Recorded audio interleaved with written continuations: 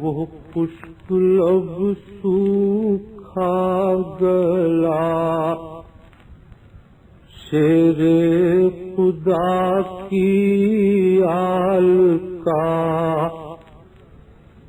وہ تیرے ہونٹوں پر تری وائے میرے القامہ طوفان اٹھانا تھا تجھے یا سوکھ جانا تھا تجھے کچھ تم نے خدمت ہی نہ کی ایوائے میرے القامہ ایک مشک پانی کے لیے.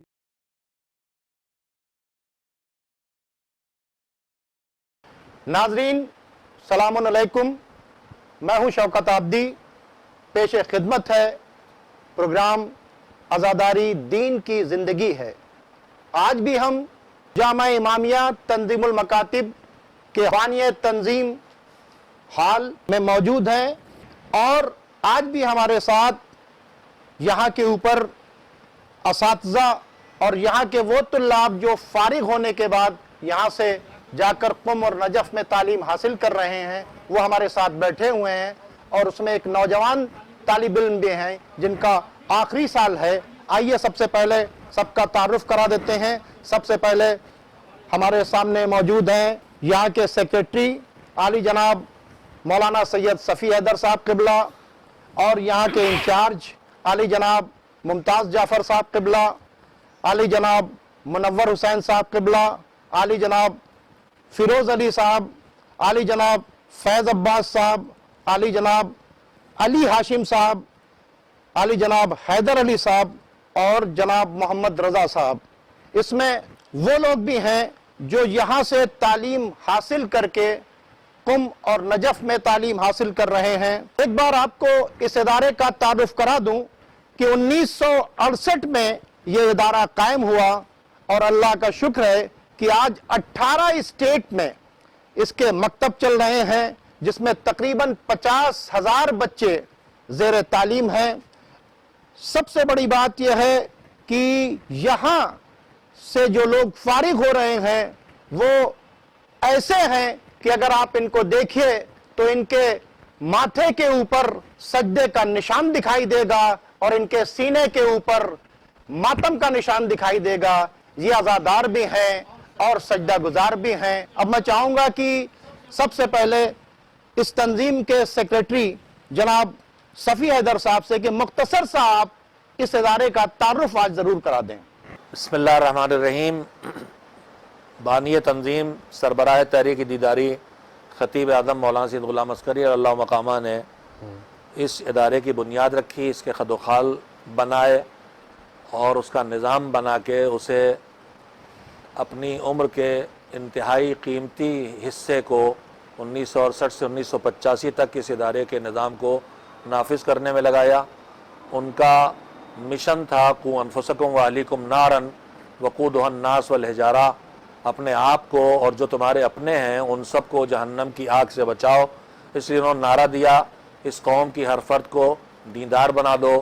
انہوں نے نعرہ دیا کہ عزاداری کے فانوس میں دینداری کی حفاظت کرو. انہوں نے نعرہ دیا کہ دیندار بنو اور دیندار بناؤ. انہوں نے نعرہ دیا کربلا سے سیکھ کے کہ اس قوم سے ہر قسم کی شاہی کو مٹا دو. دین کی راہ پر لانے کے لیے اور دنیا اور آخرت کی کامیابی پر پوری امت کو ہندوستان میں پہنچانے کے لیے انہوں نے مہم چلائی، اور اس مہم کا نام پڑا تنظیم المکاتب، آرگنائزیشن آف اسکول. ہمارے اس ادارے کا کام 5 مکاتب سے بانی تنظیم نے شروع کیا تھا، لیکن آج الحمدللہ یہ 15 سے 20 خدمت کے شعبے ہیں جنہیں انجام دے رہا ہے.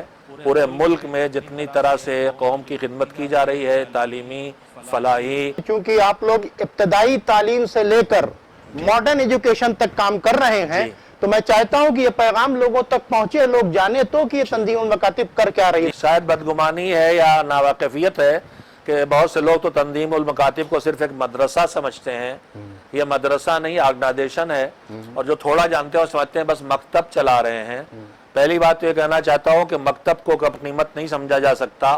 بیسک ایجوکیشن وہ سکھاتا ہے جو بیسک ریلیجس ایجوکیشن، جو ایک اچھا انسان، ایک اچھا شہری، ایک اچھا مومن اور ایک اچھا محب اہل بیت تیار کرے، جو اللہ کے حقوق کو بھی ادا کرے اور مخلوق خدا کے حقوق کو بھی ادا کرے، جو کسی کو تنگ نہ کرے، جو کسی کا حق نہ چھینے، جو مومن واقعی ہو. ہدف ہمارا یہ ہے، ہم ملاؤں کی فوج نہیں تیار کر رہے ہیں. ابھی آپ نے 50,000 کی تعداد جو بتائی ہے کہ انشاءاللہ مستقبل میں انجینئر ڈاکٹر بنیں گے، اور ہمارے 50 سال میں جو کیڈر نکلا ہے اس میں IAS افسر سے لے کے انجینئر اور ڈاکٹر سب گئے ہیں الحمدللہ.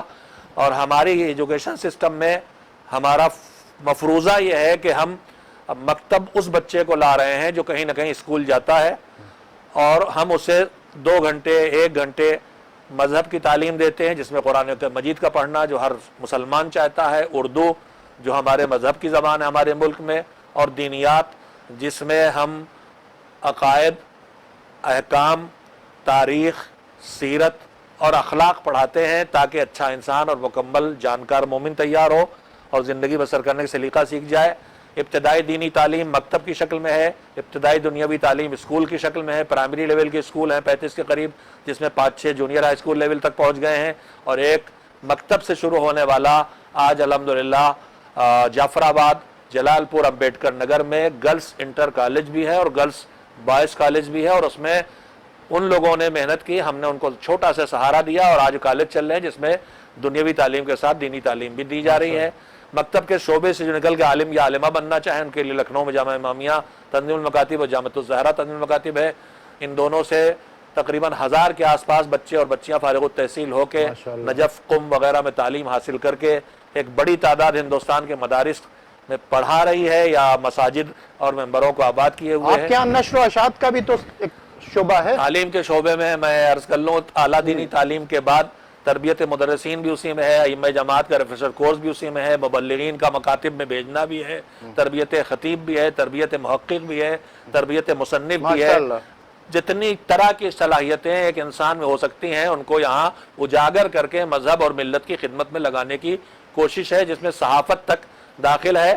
ہمارا نشر و اشاعت کا شعبہ بھی الحمدللہ کام کر رہا ہے، کیونکہ میں آپ کی میگزین دیکھتا ہوں، پڑھتا ہوں، آپ کے یہاں سے اردو میں بھی میگزین نکلتی ہے. شروع میں یہ میگزین نہیں تھا، سرفراز اخبار کے 2 پیج تھے جو تنظیم نے لیے تھے. پھر 1400 ہجری میں تنظیم المکاتب میگزین نکلا، اور تنظیم المکاتب کے عدد بھی 1400 ہیں. علامہ ذیشان حیدر الجوادی علی اللہ مقامہ نے اس وقت تنظیم کی تاریخ کہی تھی کہ تنظیم المکاتب ایک تاریخی اقدام ہے جو میگزین کے سال اشاعت ہے، اور اس میں موضوعات معین کر دیے گئے تھے، عقائد اور احکام اور سیرت اور تاریخ، اور حتیٰ کہ اس وقت لفظ جنسیات بھی ہمارے ایک پیج پہ لکھا ہوتا تھا. آج وہ بزرگ چلے گئے، ہم اس صراحت سے تو نہیں لکھ پا رہے، لیکن آج ہمارا میگزین الحمدللہ آپ ریلیجس اور سوشل ایشوز کے اوپر بھی کتابیں چھاپتے ہیں. ہماری کتابیں میگزین اردو میں ہے، ہندی میں ہے. اردو میں میگزین میں انگلش کا شعبہ بھی ہے. پھر بچوں کی کتابیں اردو، ہندی، گجراتی، بنگالی اور انگریزی 5 زبانوں میں ہے. مختصر سا وقت ہے اور اس وقت اس لیے نہیں بیٹھے ہیں. ہماری کوشش ہے کوچنگ سسٹم، جو بچے اسکول جاتے ہیں اور اسکولوں میں کمزور تعلیم ہوتی ہے، انہیں ہم کوچنگ کر کے ان کی مضبوط تعلیم کر دیں اور اس کے ساتھ دینی تعلیم بھی ان کو پہنچا دی جائے. یہ ہم نے ابھی شروع کیا ہے، 5 کوچنگ کھولے ہیں، اور ہماری مہم یہ ہے کہ پورے ملک میں انشاءاللہ کوچنگ کھولے جائیں. لیکن اب بہرحال ہر مہم کے پیچھے وسائل ہوتے ہیں، اور اس وقت ہمارا 3.5 کروڑ روپے کا خرچ ہے، اور 1 لاکھ روپے روز ہوتا ہے جو قوم کے تعاون سے ہی اس کا ممکن ہے. یہ بہت سے منصوبے ہیں جو ہم عمل میں نہیں لا سکے. اس میں کاؤنسلنگ ہے، ایجوکیشنل کاؤنسلنگ ہے، جاب کے لائق بننے کی کاؤنسلنگ ہے. ہم نے اس کے لیے کیریئر کاؤنسلنگ ہے. ہمارے پاس ٹھاکر گنج میں ایک فل فلیج ہم نے چلتا ہوا کوچنگ انسٹیٹیوٹ لے لیا تھا، اسی لیے انشاءاللہ اس کو بھی شروع کر رہے ہیں. اس کے علاوہ فلاحی امور میں بیماروں کا علاج ہے، غریبوں کی مدد ہے، جن کے پاس اخراجات. ہمارا کنبہ بہت بڑا ہے، 2000 اساتذہ، جن میں 350 کے قریب ائمہ جماعت ہیں.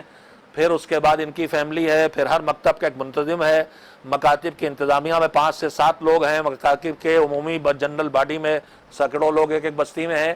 50,000 سے 1,00,000 کے درمیان ہمارا کنبہ ہے جو تنظیم سے سیدھے جڑے ہیں، ان کی ضروریات زندگی ادارہ پورے کرنے کی کوشش دیکھیں، میں نے کرتا ہے۔ تعارف آپ کا اس لیے کرایا کہ جس اہم ایشو پر ہم بات کر رہے ہیں کہ عزاداری دین کی زندگی ہے، جی کیونکہ ہمارا کام معاشرے میں اصلاح کرنا ہے، جو حسین نے عزاداری کے اور لیے اصلاح کے نام پر فساد نہیں فساد کرنا ہے، ہرگز نہیں۔ ٹھیک ہے، عزاداری کے ڈیکورم کو مینٹین رکھنا ہے، جی ٹھیک ہے، جو کیفیت ہے وہ عزاداروں کے اوپر طاری ہو، اس کام کو ہمیں انجام دینا ہے۔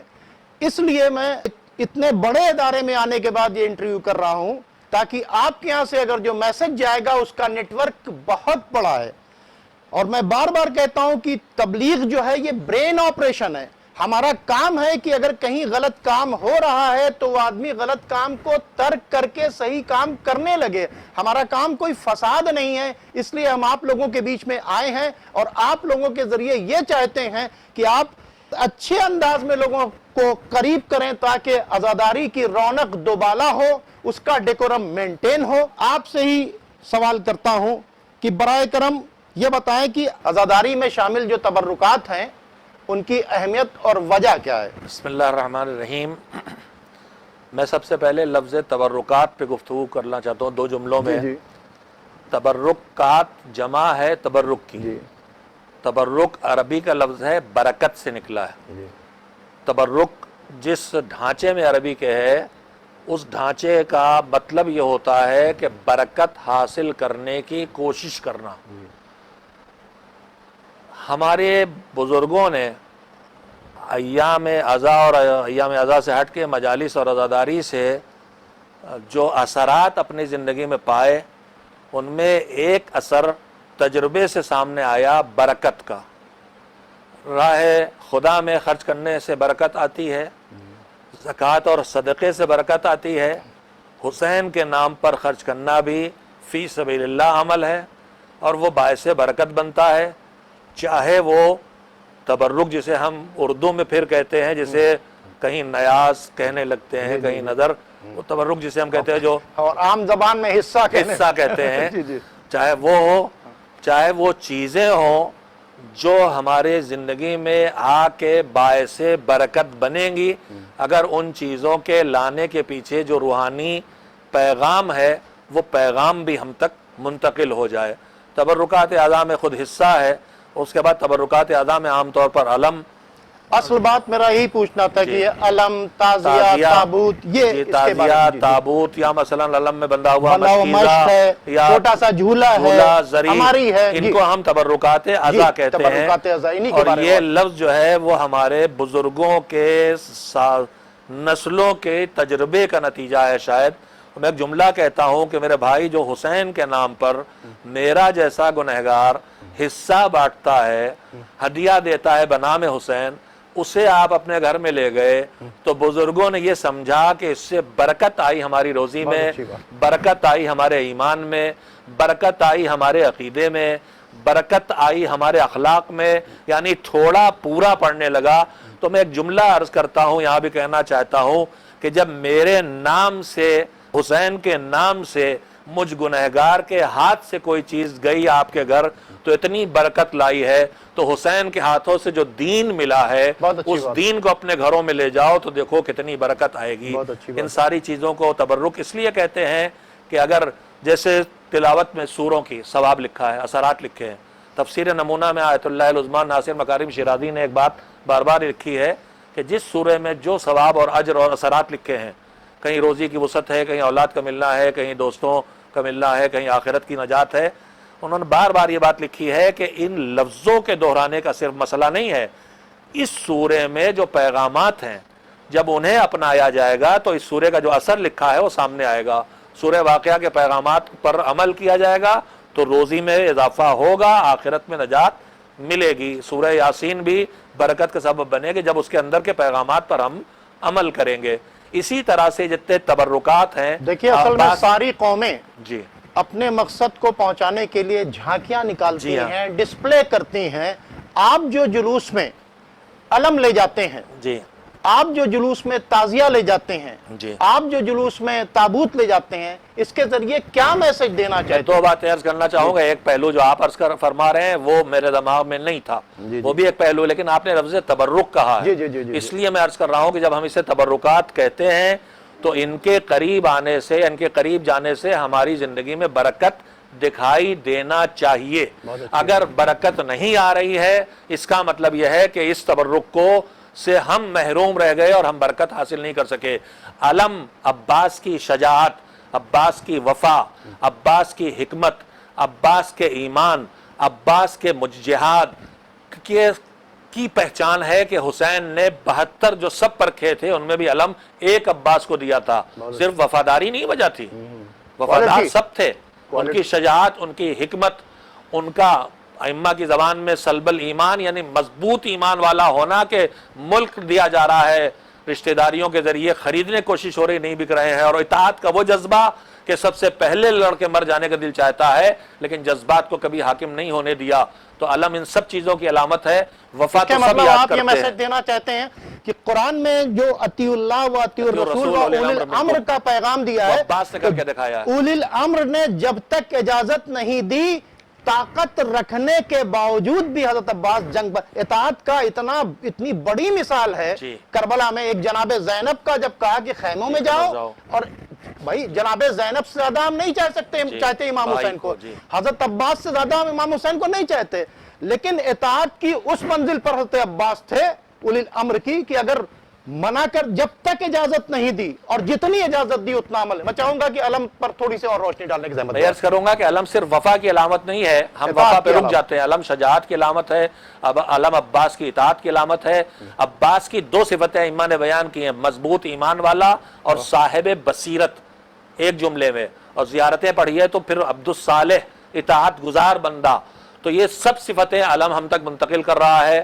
ہم علم لیں، علم سے حضرت عباس کی سیرت میں علم اٹھائیں تو علم کی روشنی، علم کی خوشبو صرف ہمارے لباس میں نہ آئے، ہمارے کردار میں بھی آئے، ہمارے گھروں میں بھی آئے.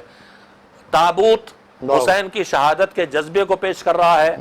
جھولا بتا رہا ہے کہ ماں 6 مہینے کے بچے کو بھی دین کی راہ میں سوکھا بھوکا پیاسا دیکھ سکتی ہے، دین نہیں چھوڑے گی، باطل سے سلو نہیں کرے گی، ضرورت پڑے گی قربان کر دے گی. جلا ہوا کرتا بتا دیتا ہے کہ مرنے کے بعد بھی ظلم ہوتا ہے تو اسے بھی برداشت کیا جاتا ہے. ہر تبرکات اعضاء میں سے ہر چیز ہمیں کربلا کی خوشبو پہنچا رہی ہے، کربلا کا نور.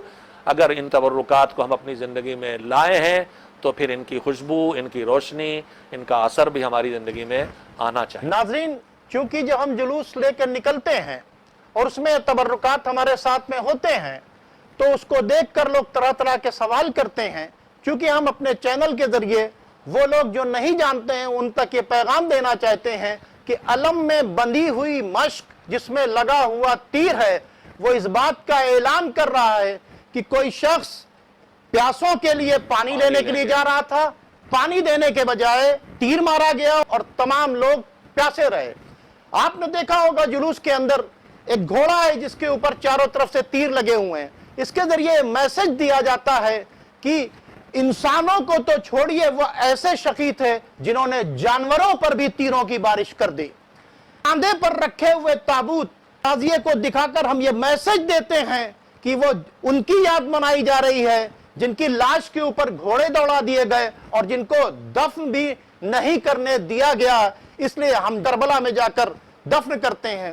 ہم عماریوں کو لے کر یہ بتاتے ہیں کہ پورے کارویں کو، جو خواتین کا کارواں تھا، اسے گرفتار کر کے لے جایا گیا، اونٹوں پر بیٹھا کر لے جایا گیا. تو اس طرح ہم عماریاں نصیب جب گئی تھی تو عماریاں تھیں، اور جب کربلا سے قید ہوئی تو یہ عماریاں بھی ان کو نصیب نہیں تھی، رسیوں سے باندھا گیا تھا. تو یہ بہت زبردست آپ نے بات چیت کی. میں چاہوں گا کہ میں ایک جملہ عرض کر دوں، یہ تعزیہ اور تابوت میں فرق ہے.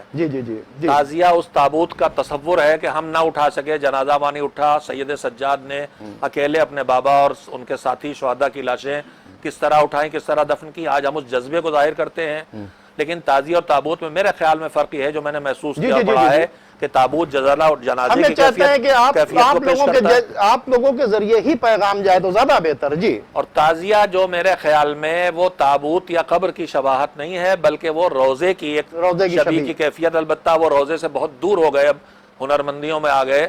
اس کو بنایا اس طرح جانا چاہیے کہ حسین کا روزہ دکھائی اس کو دے، دیکھ کے امام حسین حسین کے کے روزے روزے کی کی یاد آئے. یاد آئے، روزہ دکھائی دے.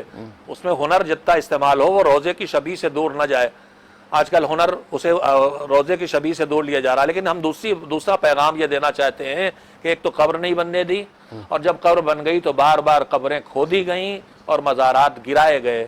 یہ تعزیہ جو ہمیں یاد دلانے کے لیے بنایا گیا روزوں کو، یہ بتانا چاہتا ہے کہ ان کی قبروں کے اوپر بنے چاہنے والوں نے اگر چھت ڈال دی تھی انہیں بھی توڑا گیا. اور آج بھی جنت البقیع میں فاطمہ اور فاطمہ کے لخت جگر بغیر قبر کے اور بغیر پروردگار جلد از جلد جو ہے جنت البقیع کی تعمیر ہو، امام کے ظہور میں تعجیل ہو. اب میں جناب ممتاز جعفر صاحب قبلہ آپ سے گزارش کروں گا کہ یہ جو عزاداری ہے اس میں غم کے ماحول کو کس طرح سے برقرار رکھا جائے، اس میں آپ کے کیا سجیشنز ہیں؟ براہ کرم ہمارے ناظرین کو بتانے کی زحمت گوارا کریں. بسم اللہ الرحمن الرحیم. ظاہر سی بات ہے کہ عزاداری جو ہم مناتے ہیں یہ کربلا کے اس واقعات کو، جو المناک واقعہ تھا، غمزدہ واقعہ تھا، اس کو یاد کرنے کی کوشش کرتے ہیں. تو اس کے لیے مختلف پہلوؤں کی طرف اشارہ ہمیں کرنا ہے اور ہمیں توجہ دینی ہے. ایک بات یہ کہ ہمیں ان تمام امور سے دور رہنا ہے جس کی وجہ سے غم کا ماحول جو ہے ختم ہو سکتا ہے. جیسے مثال طور پر ہوتا ہے یہ ہے کہ کچھ جگہ پہ چھوٹے چھوٹے بچے مجلسوں میں چلے گئے تو وہ کھیل رہے ہیں یا اچک پھان کر رہے ہیں، تو نتیجے میں کیا ہوتا ہے کہ لوگوں کا ذہن اس کی طرف منتقل ہوتا ہے، جس کے نتیجے میں جو ہے انسان کے اندر جو غم کا ماحول ہونا چاہیے مشکل پیدا ہو جاتی ہے.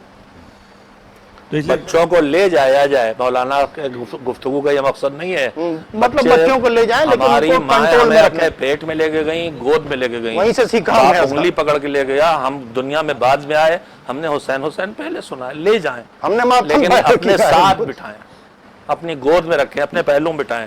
جیسے ہمارے بزرگوں نے ہمیں ساتھ بٹھا کے تہذیب سکھائی تھی، وہ ادب سکھائیں کہ یہ فرش عزا ہے. جی جی جی جی. اور آگے بچوں کو جو ہے اس طریقے سے جس طرح مولانا صاحب نے بتایا کہ ہمیں ان کو اپنے ساتھ بیٹھالنا، ان کو سمجھانا، ان کو سکھانا، یہ بہرحال ہمیں. میں بڑوں کی بات کر رہا ہوں. اکثر یہ ہوتا ہے بھئی دیکھیں ہمارے ہاں کوئی جوان کا یا کسی کا جنازہ پڑھا ہو اور اس میں آ کر کوئی ہنسنے لگتا ہے تو ہم کو تکلیف ہوتی ہے.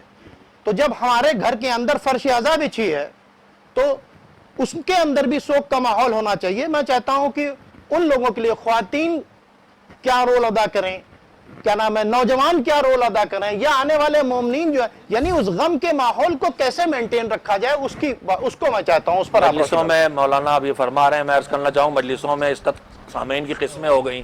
عزاداری کا ماحول مینٹین نہیں ہوتا. کچھ مخلص فرش عزا پہ بیٹھتے ہیں، باقی کچھ وی آئی پیز کرسیوں پہ بیٹھتے ہیں جو آپس میں باتیں کرتے ہیں، اور اس کے بعد کچھ جوان گلیوں میں کھڑے ہو کے باتیں کیا کرتے ہیں. جب مجلس ختم ہو جاتی ہے تب اندر آتے ہیں. ہم سب عزادار ہیں تو ہم سب کو اول سے آخر تک مجلس میں یہ ایک بات شامل بتائیے، رہنا چاہیے. ہم ماتم کر رہے ہیں، جی جس کا ماتم کر رہے ہیں، مولا عباس کے بارے میں کا ماتم کر رہے ہیں، علم اٹھائیں، تو مولا عباس کے بارے میں جب مکمل طور سے ہم مجلس میں سنیں گے کہ کیا مصائب ہوئے، حضرت عباس کون تھے، تب وہ کیفیت پیدا ہوگی. اگر ہم باہر ہی بیٹھے رہیں گے، وہاں جائیں گے بھی نہیں، تو کیفیت کیسے طاری ہوگی؟ ماتم کا مطلب یہ ہے کہ غم سے متاثر اتنا انسان ہو جائے کہ سر و سینہ پیٹنے لگے. ماتم کسی فن یا ہنر کا نام نہیں ہے، ماتم کسی سیٹنگ کا نام نہیں، کیفیت کا نام ہے. ماتم جو نوحے سے آگے ہے، واہ واہ واہ واہ. مرثیہ ہے جو آدمی تھوڑا سوچ کے پڑھے گا، بولے گا، مرثیہ پڑھتا ہے، پھر نوحہ فریاد بنتا ہے، پھر ماتم پورا جسم عزاداری میں شامل ہو جاتا ہے. ہم نے ان سب کو ان کی روح سے الگ کر لیا ہے. کیا بات ہے، کیا بات. 3 حصے مجلس کے ہیں، رسا ہے، اس کے بعد نوحہ ہے، اس کے بعد ماتم ہے. یہ کوئی ہنر نہیں ہے. ہم شامل ہوں گے اول سے آخر تک.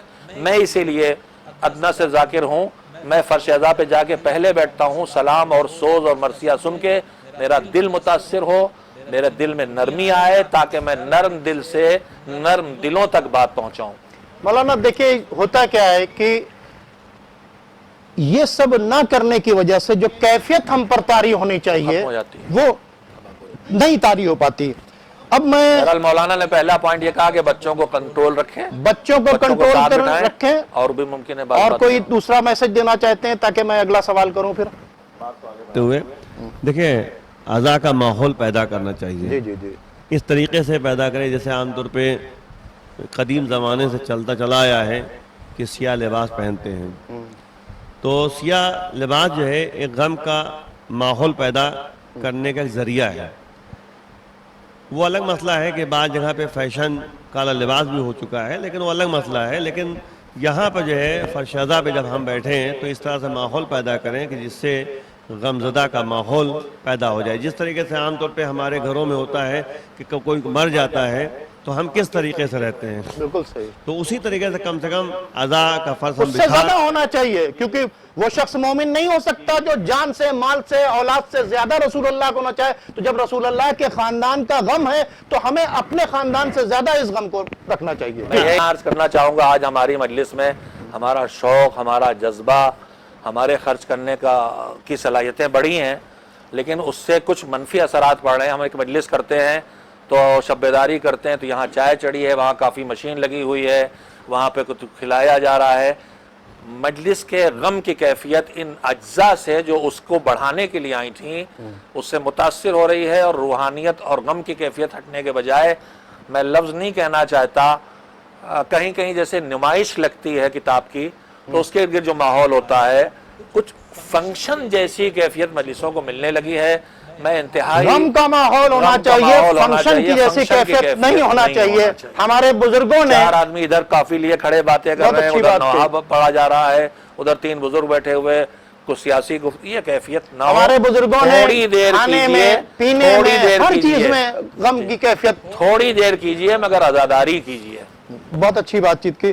اب میں چونکہ آپ جانتے ہیں کہ ہمارے پاس وقت کم ہوتا ہے پروگرام کے لیے، اور ہم نے آپ لوگوں کو، میں بار بار کہہ رہا ہوں، خاص کر اسی واسطے آپ لوگوں کا انتخاب کیا گیا ہے کہ چونکہ اصلاح کے نام کے اوپر ٹکراؤ چل رہا ہے، بے شک ہم یہ چاہتے ہیں کہ اصلاح ہو اور ٹکراؤ نہیں ہو، کیونکہ اگر ہم نے ٹکراؤ کر دیا تو پھر ہم نے کام کیا کیا؟ اگر ہم نے اصلاح کرنے کے بعد اگر کسی غلط بات کو روک دیا تو اس کا ثواب ہمیں بھی ملے گا اور آپ کو بھی ملے گا۔ کوئی اچھی چیز بڑھ گئی، جی جی، کوئی بھی اچھی چیز اگر بڑھ گئی۔ اب میں منور حسین صاحب سے پوچھتا ہوں کہ اپنے عزیزوں کی موت پر غم حسین کیوں برپا کیا جاتا ہے؟ کیونکہ ائمہ نے اس بات کی طرف اشارہ کیا اور ہمیں حکم دیا کہ ہم حسین ابن علی کو یاد کریں۔ ایک روایت میں آپ کے سامنے پیش کرنا چاہتا ہوں کہ ایک شخص ریان ابن شبیب امام رضا کی خدمت میں آتے ہیں تو آپ نے فرمایا، یا ابن شبیب ان کنت باکیا لشیء فابکی علی الحسین فإنہ ذبح کما یذبح الکبش۔ امام نے فرمایا، اے ریان ابن شبیب، دیکھو اگر کسی شے پہ تمہیں رونا آئے، کسی بھی دنیاوی مصیبت پہ رونا آئے تو حسین ابن علی پہ گریا کرو، اس لیے کہ آپ اس طرح سے ذبح کیے گئے جیسے قربانی کا جانور ذبح کیا جاتا ہے۔ تو گویا امام نے ایک طرح کا حکم دیا کہ کوئی بھی مصیبت ہو دنیا کی تو دنیاوی چیزوں پہ گریہ نہ کریں یقیناً، بلکہ حسین ابن علی پہ گریہ کریں۔ اور ہم اپنے عزیز کو سے محبت کی وجہ سے، ظاہر سی بات ہمیں اپنے عزیز سے محبت ہوتی، اسی لیے اس کے غم کو یاد کرتے ہیں۔ تو کائنات میں اگر ہم غور کریں، عزیز سے بڑھ کے سب سے زیادہ جو محبوب ہے وہ رسول خدا کی ذات ہے۔ بہت اچھی رسول خدا سب سے عزیز، اور رسول خدا سے جو سب سے زیادہ محبوب ہے وہ حسین ابن علی کی ذات ہے۔ خود پیغمبر نے فرمایا کہ اللہ اس کو دوست رکھتا ہے جو حسین کو دوست رکھتا ہے۔ تو یہ سمجھ میں آتا ہے کہ حقیقت میں یہ ہم اپنے عزیز سے جو محبت ہے حسین ابن علی پہ گریہ کر کے اور ان کی مصیبت کو یاد کر کے ہم اپنے دل کو سکون دیتے ہیں۔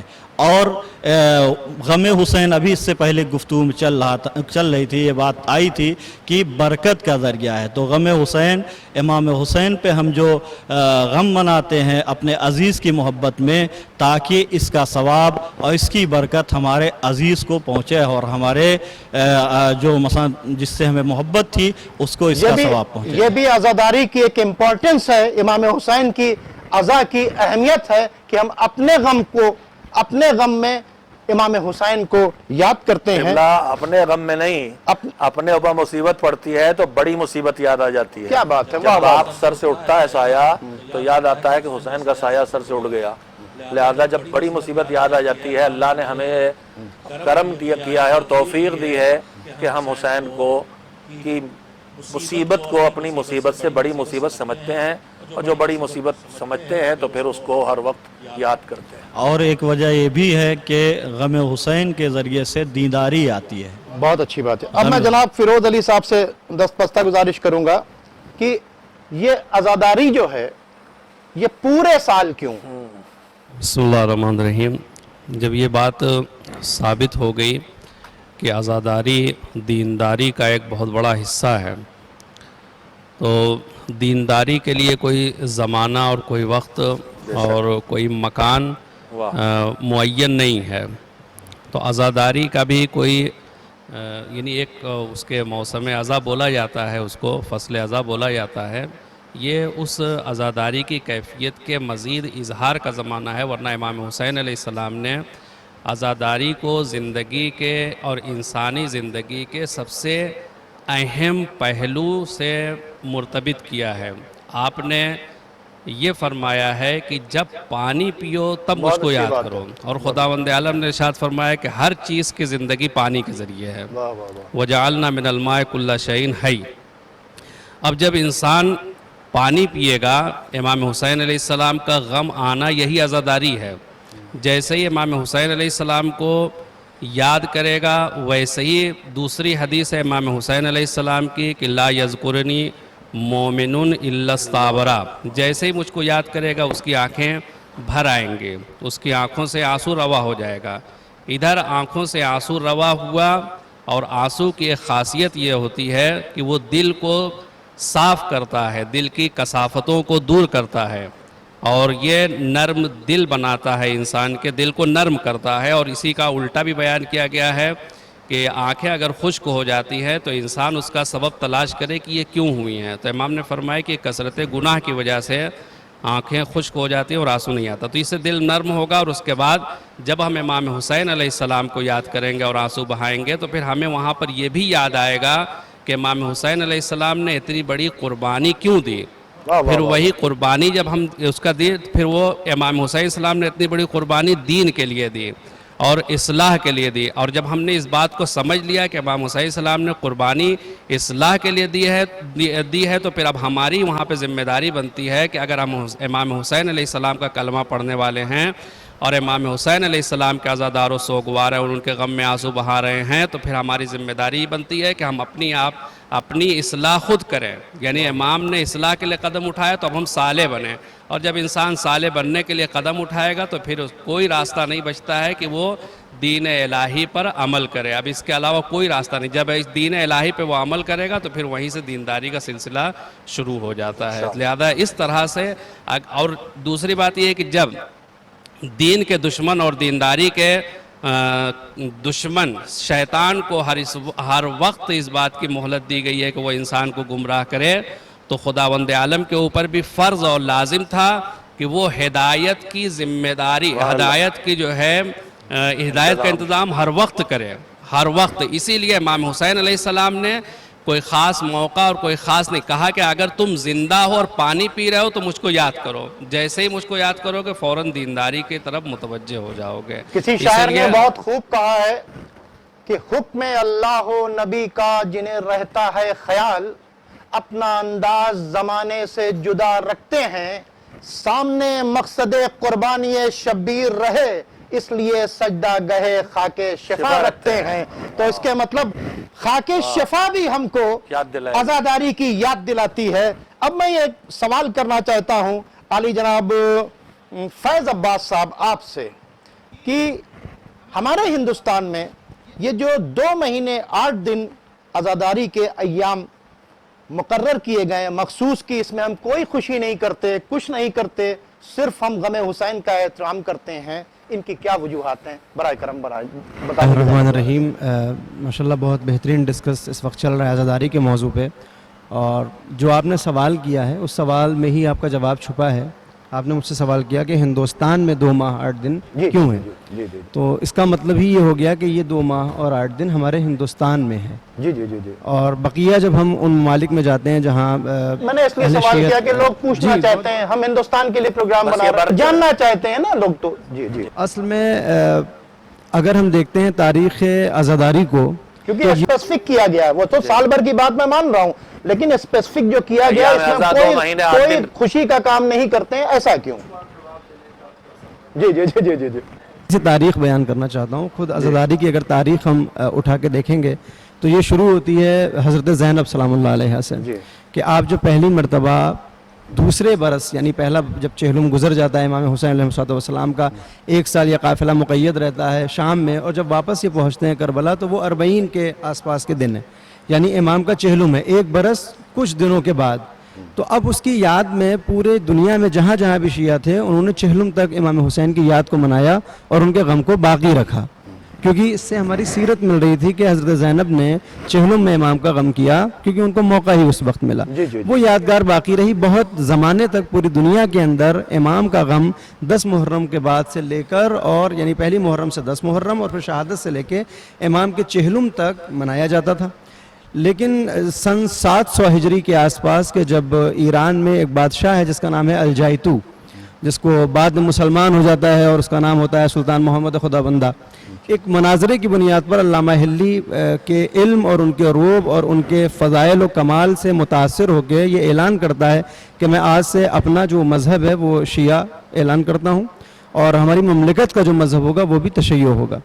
اس کے بعد سے یہ عزاداری ایران میں پہنچی، اور چونکہ 40 تک تو منایا جا رہا تھا پورے عرب کے اندر، پورے عراق کے اندر، ایران میں بھی یہ چیز آئی اور انہوں نے بھی منانا شروع کیا امام حسین کے غم کو۔